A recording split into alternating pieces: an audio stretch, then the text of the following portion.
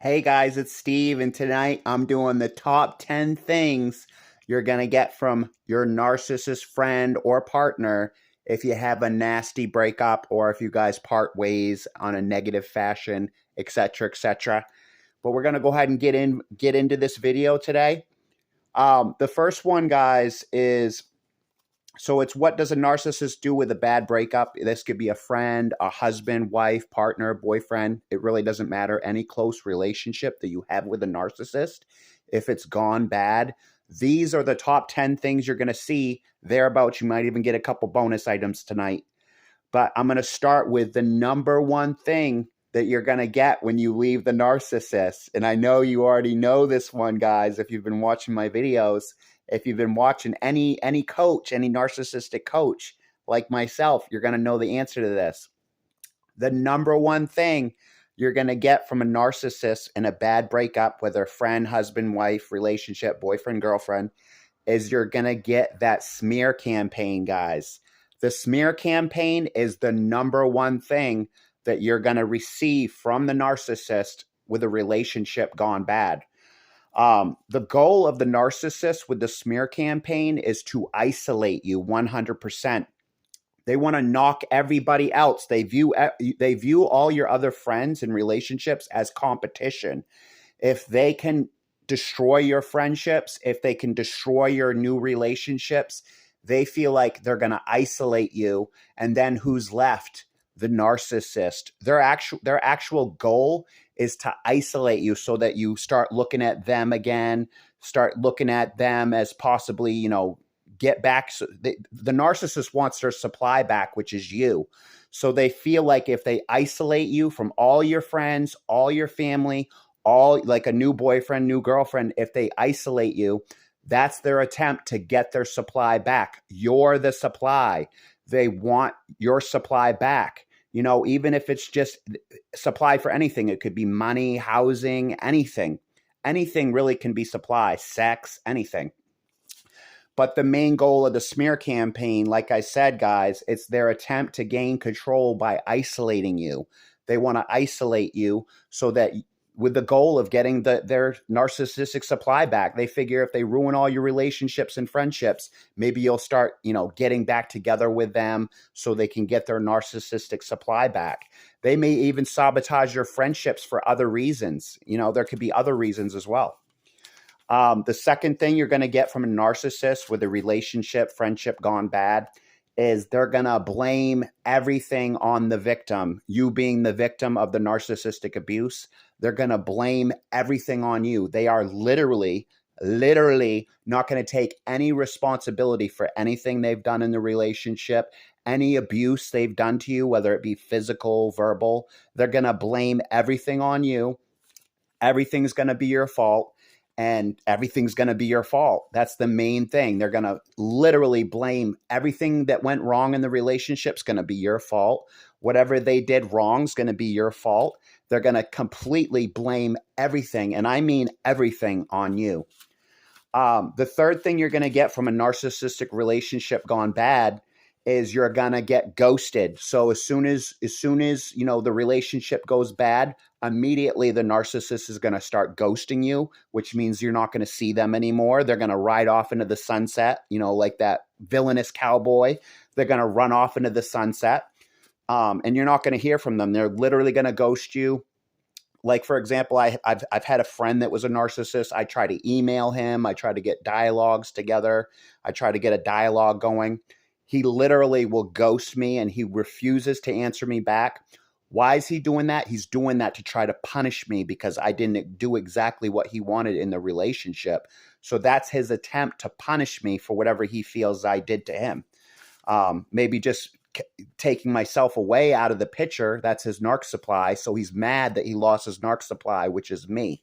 I'm the narc supply.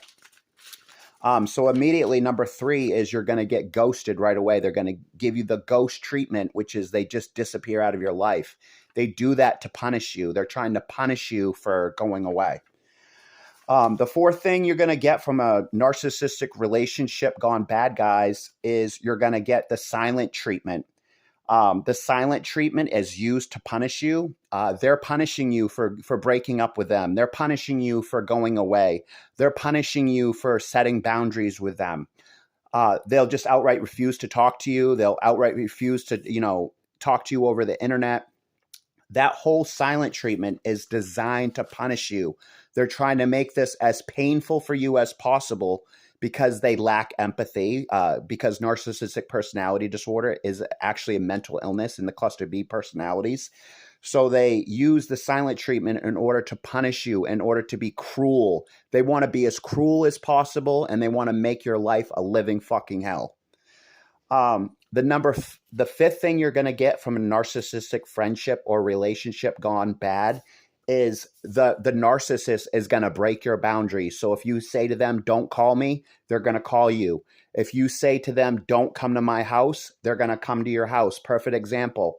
I had a narcissistic friend that I was renting my house to. I asked him not to come to my house after he moved out because we had become a landlord-tenant situation. He had made it a serious landlord-tenant situation.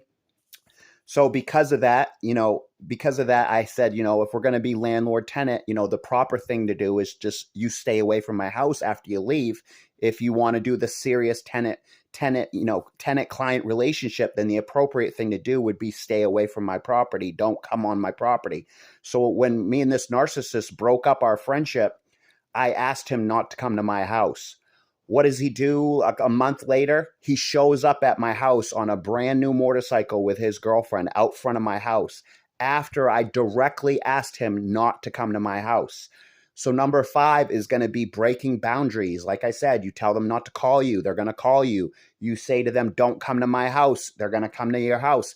You say, don't come to my work. They're going to come to your work. If it's like a boyfriend situation or a girlfriend situation, you might have to put a PFA on this person. You might have to put a no trespassing order on this person. Like one time I had a friend come to my house and pull a knife on me because he thought I was fucking his girlfriend. I put a no trespassing order on him.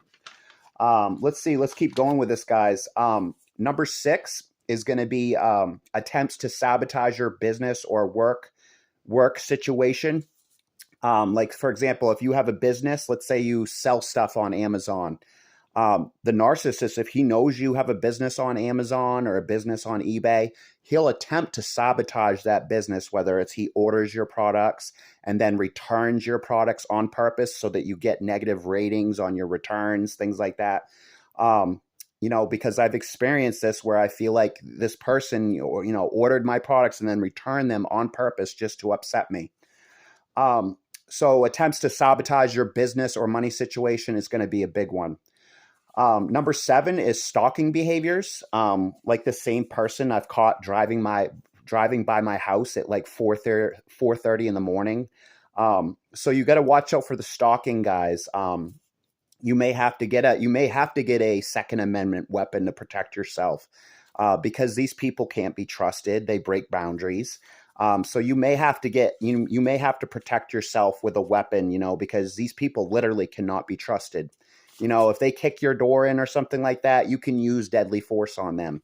If you're a woman and they physically attack you, you might be able to justify deadly force to a judge. If you're a small, petite woman and your narcissist husband or boyfriend physically attacks you, you might be able to justify deadly force to a judge. If you were in fear of your life, make that the main point. If you ever have to use deadly force or something, make that the main point that you were in fear of your life.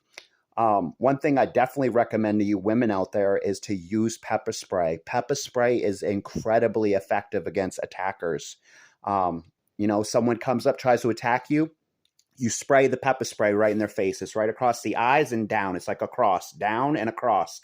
That's going to be like a cross across their face, right? That's how you want to do the pepper spray. But the main point is just get the pepper spray in their face.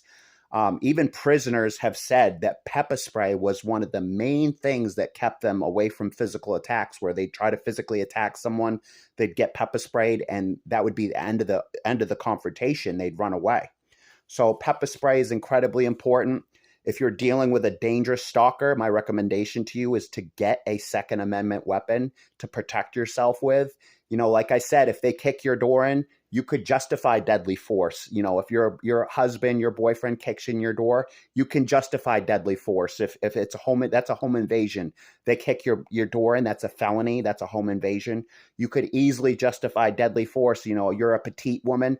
Your boyfriend kicks your door in, you could easily justify deadly force to a district attorney that you were in fear of your life. If you have to use deadly force on someone, the first thing you do is get on 911 and tell them I was in fear for my life and I just shot someone. That's going to be the first thing you say. Number 8, you may be a victim of property damage after you leave this narcissist. Like, for example, when I broke up with my narcissist friend, literally had 2 or 3 burglaries, back-to-back burglaries. Literally people breaking into my house, leaving weapons in my house in order to scare me. I got news for the burglar. I catch you in my house, I'm going to slit your fucking throat. So you better watch out, because I catch you in my house, you're fucking done. So property damage is going to be a big one, guys. You may get your car broken into. Like when I broke up with this narcissist, I had several burglaries and several car burglaries. I actually had people trying to break into my car, trying to get things out of my car, things like that. I don't even know what they were after, but I had several car burglaries. Someone put stuff in my gas tank. They actually broke into my car and put stuff in my gas tank. So you're going to get property damage possibly from this narcissist in your life. So one recommendation I have for you is use cameras. I recommend that you have cameras on your vehicle. I recommend that you have cameras inside your home. I recommend Ring cameras, and I recommend Wise cameras. They're really good. Wise cameras are really good for your vehicle because they're motion activated. And if somebody's, it doesn't matter what time of night it is, cars driving by, it picks it up. Someone's by your car, it picks it up. So Wise cameras and Ring cameras are what I'm gonna recommend to prevent property damage. Like I said, you break up with a narcissist, you want to put that camera on your vehicle so you can catch any property damage or anything. Usually it's going to be a flying monkey. So usually if they do property damage, it's not even going to be the narcissist. He's probably going to hire someone to fuck with you, hire someone to fuck with your vehicle. So they're going to send flying monkeys. That's actually going to be added to the list tonight, is flying monkeys. As soon as you break up with a narcissist, they're going to dispatch those flying monkeys, which is the narcissist friends. It's like a gang of evil. The flying monkeys are like the Wizard of Oz. They dispatch the monkeys after you. It's no different with a narcissist. That's what they do, guys. They get all their friends ganged up against you so that you feel completely isolated and afraid. Like I said, do any means you have to do to protect yourself. If you have to get a gun, get a gun. If you have to get pepper spray, get that. Keep yourself safe, especially women out there, because you guys are smaller than us men most times. You guys have the right to protect yourself. If you're narcissist, like I said, if your narcissist kicks your fucking apartment door in, you have every fucking right to shoot that person. If they're doing a home invasion on you, you have every fucking right to shoot that person. You just need to be able to justify it to a judge in court.